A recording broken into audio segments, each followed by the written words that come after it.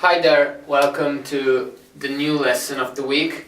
Today we're going to work on the 1 foot blast beat. It's the first step of the blast beat coordination course, and we are going to see how to play the 1 foot blast and how to coordinate it on drums. We're going to switch from 8 notes to 16 notes playing 1 foot blast beat, adapting it to different surfaces. So for example, the hand is going to go on the ride and on the hi-hat, so we have different responses and we have to be able to obtain the same sound. Of course the left hand is going to stay on the snare, and we're going to switch foot. Feet, we're going to switch from right foot to left foot, and with this workout we will be able to play the blast beat on different surfaces without having any problems, and having the control of the sound, of the notes, of the rebound. We're going to switch, staying synchronized to the pedal and the rebound, from bigger muscles to smaller muscles, which is a very important thing, which many times gives problem when you're playing and you kind of start something or while you're playing you lose the rebound and you have to kind of work physically to get it back. So we're gonna work on those steps too, in order not to have any of those issues while we play. Plus we're gonna work on speed too.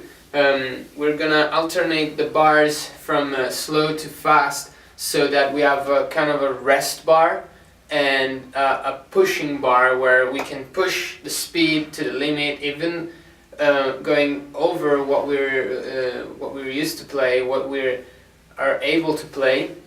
So let's say for example, some of you can only reach 220, 230 BPMs and playing a blast beat. In this exercise it's good to start from a slow tempo but then increase and go over what you can play usually, what you usually can play. So go, if you only can play 220, push it to 230, push it to 240, and give 100% in the fast bar, and then rest it in the slow bar. So this workout also is very good for speed too. So let's break down the exercise as we usually do, in order to make sure that every part of our body is working in the right way. Of course we will start from the kick, switching from 8 to 16 notes.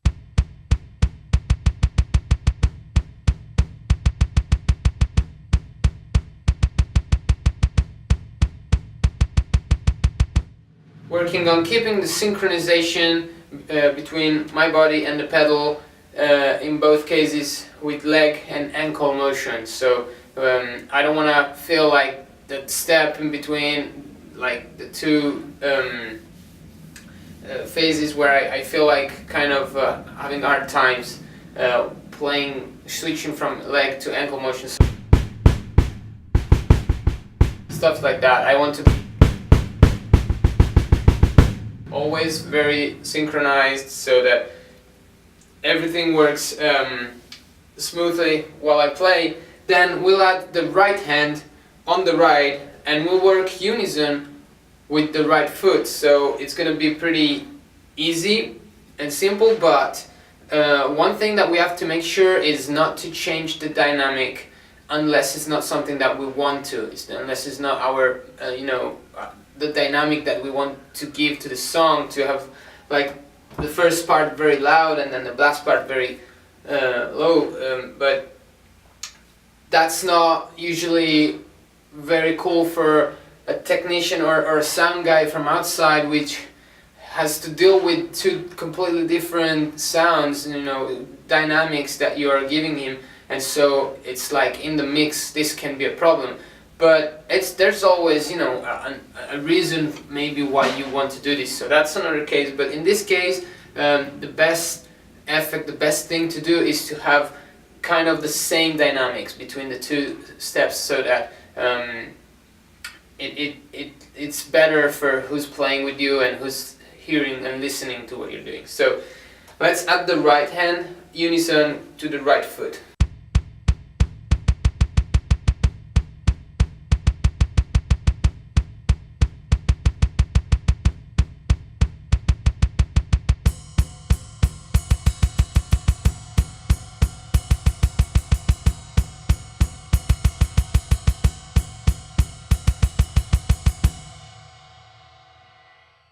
So with my hand too, I feel the shifting from arm motion to finger motion or wrist motion, whatever you guys want to use.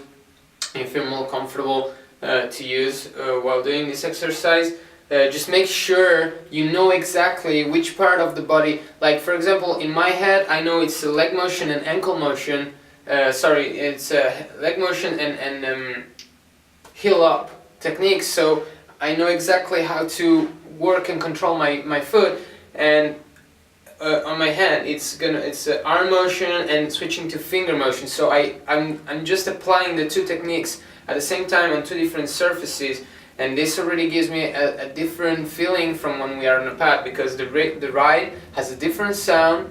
It's louder, so I have to work more on controlling the sound, and so it's a different finger motion already, and it has a different rebound, so I have to work more on thinking about that, and this exercise is done for that reason, so that in this phase I can think about things and I don't have to think about them when I play, when I'm on the stage or recording or working or practicing with the band or whatever. So this part is pretty simple anyway. I mean, it's just a matter of getting used to the feelings and this kind of motion. And then we're gonna add the left hand on the snare, basically what I do is I think of a phlegm when I have to go do the fast bar, the 16 notes bar. So something like, this is the feeling that I have. It's not exactly that extreme because I don't want to have like that kind of sound. I want to keep it more, of course, but when when it's very fast, that's what I think of in the blast beat. Maybe I have to start, I go straight into, in this case I think of a phlegm between my hands, and I think of keeping the right hand and the right foot unison. So these are my references. I always talk about having a reference when you're playing fast, because we don't have the control of what's happening anymore. Our brain can't understand everything. It's actually all muscular memories. At a certain speed is just application, because we can't think about the motion that we're doing. We can't think about what's happening. And so that's why I kind of put these references, so in order to, when I speed up, having the control, still having the control of what's happening. Okay, so the three main things that we have to pay attention to are the spaces between the notes to make everything sound even. We have to think of we have to pay attention of the synchronization between, you know, switching both arm and foot, the footwork and the arm work. So from big muscles to smaller muscles, the switch has to be smooth and it has to be all very controlled, and the different surfaces, so the dynamics. So maybe I will need to hit a little bit more on the snare and the kick, and a little bit less on the ride, because the ride is louder, has high frequencies, compared to the kick drum, which has low frequencies, so harder to hear. So we have to deal with the sound, with the dynamics, spaces between the notes, and our body control. So now I will give you a demonstration of the weekly workout, which is basically we'll play 4 bars of right foot, right 1 foot blast beat, 4 bars of left 1 foot blast beat on the right, and then switching on the hi-hat, switching from 8 notes to 16 notes. So start from a slow tempo or a comfortable BPM, and then increase the speed until your limit. And when you reach your limit, push a little bit, because you're gonna be warm and it's the right time to push a little bit over. Speed, it's also a mental thing. Once we can, if we are convinced that we can only play 220, we will only play 220. If we push ourselves to play 230, and we will have hard times, and then we push ourselves to play 240, and we will be almost impossible, but then we go back to 230 will be a little bit better, and we'll feel better, and it's going to be already 10 BPMs more than what we thought we were used to play. So push yourself. It's extreme music, it's extreme drumming, and we have to push ourselves over the limits. It's being extreme, it's not being at the limits, it's pushing ourselves over the limits, getting out of our comfort zone. So I will give you a demonstration so that you guys have a clear idea of how the workout is.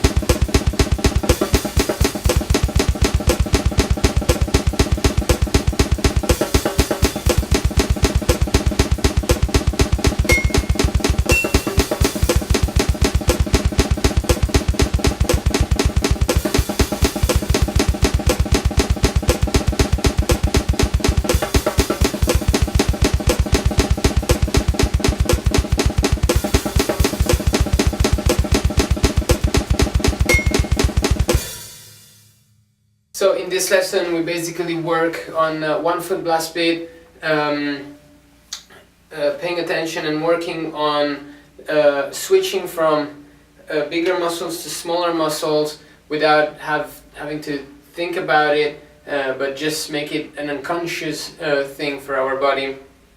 We work on synchronization, so with the switch we have to try to never lose the synchronization with the rebound and the pedal, using different muscles and working on different surfaces. We have to try to always have the same feeling every time we play, and every technique we use, every part of the body that we involve. And we work on the sound, we work on controlling the sound, having a nice balance between what we play. That's what makes the difference when we play a blast beat, because if we have the snare drum too low and the right cymbal too high, and it covers the snare drum, the effect of the blast beat won't be the same, and we need the kick to be loud too, and it has to be, that makes, in my opinion, 50% of the blast beat is made from the sound and the control that you have on the sound. So not just throw and just speed and throwing the hands, but controlling the sound, controlling that, and the dynamics, of course, which are very related to the sound. So let's pay attention, let's use the right parts of our body, let's just not use the right hand as it instinctively works, and the left hand just with the fingers and just to obtain the result, but let's work on controlling everything that we do, and on speed too. This exercise is very good for increasing the speed. So as I was telling you before, the best thing to do is to start from a speed that is comfortable, from where we can really feel like everything is working for the whole workout, so that we can easily play the 4 bars of 16 notes with 1 bar of rest, which is the last, let's say that's last step of this, of the clicks workout, for this workout. And then increase the speed, and then when we start to having hard times on the 4 16 notes bars, that we can like play the 3rd, but the 4th is like we're almost there to finish it, but we're not there yet. Let's increase the speed and let's try to get to the 3 16 bars part of the click, and then increase the speed and try to do the 2 bars, and then increase the speed and try to play the 1 bar. So it's gonna be a 1 2 3 4 until we don't get to our limits, and then it's gonna be a 1 2 3. Then we'll increase the speed of 1 2, then increase the speed to 1. So it's like pushing ourselves. It's better to just play 1 bar at 260 than not even trying at all. So that's how you push yourself a little bit, and you kind of, and it's good because you warm up, and then when you warm you can push and you don't hurt yourself.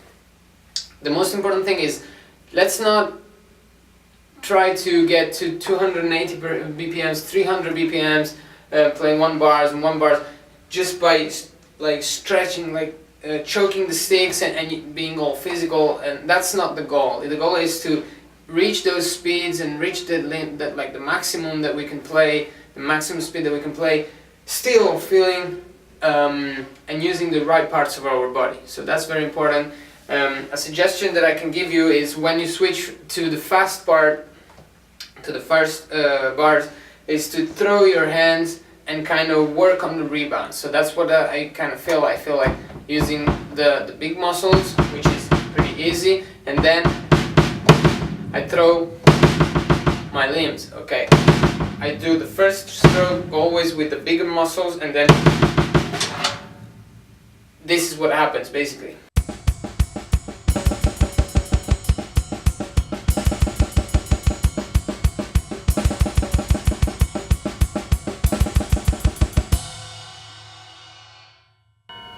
So this is the feeling that I have, and it's a suggestion that I give you guys. It helps me to not having the shifting problems, and not having a sound of going down and then coming back up, something like.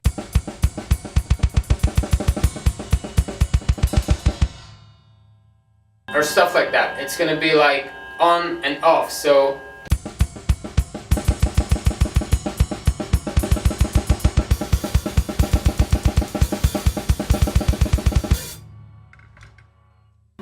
So this is the concepts that I use for playing a blast beat, and I think it of like sections. So it's section 1, section 2. Dividing it into section helps me a lot to keeping the control, knowing exactly in what part of the song or the workout I am, so that in the section 2 I have to have this kind of approach with my body. So this is it for this week. As usual, you'll have all the clicks of the reference clicks on the exercise to download, so you can you have the complete workout to work on and enjoy, and I'll see you next week.